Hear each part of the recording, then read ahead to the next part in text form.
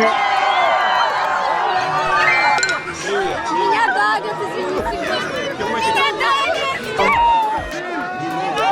Меня давят.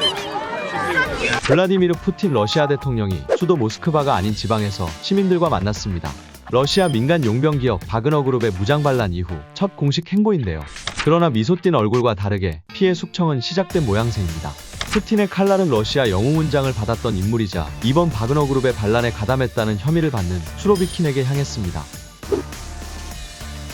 현지 시간 기준으로 29일 러시아 관영 매체는 푸틴 대통령이 전날 러시아 남서부 다게스탄 공화국 데르벤트를 방문했다고 보도했습니다. 데르벤트는 모스크바에서 약 2000km 떨어진 연안 관광 도시로 군사전략적 가치가 높은 지역으로 알려졌는데요. 이날 푸틴 대통령은 관광 촉진에 대해 연설을 마친 뒤 시민들과 직접 대면하며 인사했습니다. 수십 명의 인파에 둘러싸인 푸틴 대통령은 열렬한 박수와 환호 속에서 시민들과 셀카를 찍는가 하면 악수를 나눴는데요. 그는 한 소녀의 이마에 가볍게 입맞춤하기도 했습니다. 이와 관련해 영국 가디언은 푸틴의 행보가 이례적이라고 평가했는데요. 푸틴 대통령은 우크라이나 침공 이후 암살 위협을 막고자 수천억 원의 경호비를 쓰는 등 폐쇄적인 면모를 보여온 바 있죠.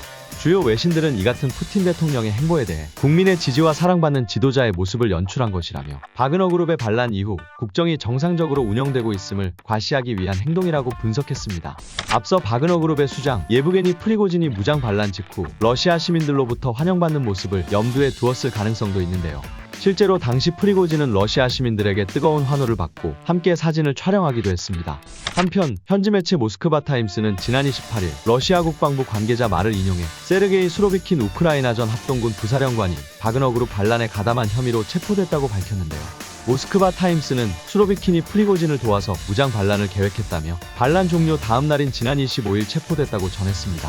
이를 두고 외신들은 수로비킨이 숙청 대상에 올라 구금돼 조사를 받고 있을 가능성이 있다며 군부 실세인 수로비킨이 바그너 그룹의 비밀 VIP였다고 풀이했는데요. 1987년 임관한 수로비킨은 러시아군 2인자로서 아프가니스탄, 체첸, 시리아 등 분쟁지를 거친 백전노장입니다.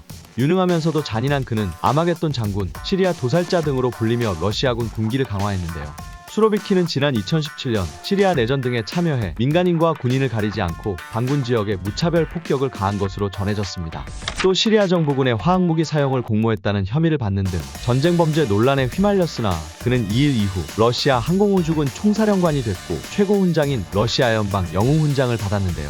1991년 8월에는 옛소련에서 민주화요구 시위대에 발포 명령을 내려 3명을 숨지게 했습니다. 그는 시리아 임무 당시 프리고진과 함께 일하며 가까워진 것으로 알려졌는데요. 프리고진은 수로비킨에 관해 러시아군에서 가장 능력이 좋은 지휘관, 조국의 충성과 봉사하기 위해 태어난 인물이라고 극찬한 바, 우크라이나전 남부군 사령관을 잠시 맡았던 수로비킨의 관할 지역에는 이번 반란에서 바그너 그룹이 거점으로 삼은 로스토프나도누도 있습니다.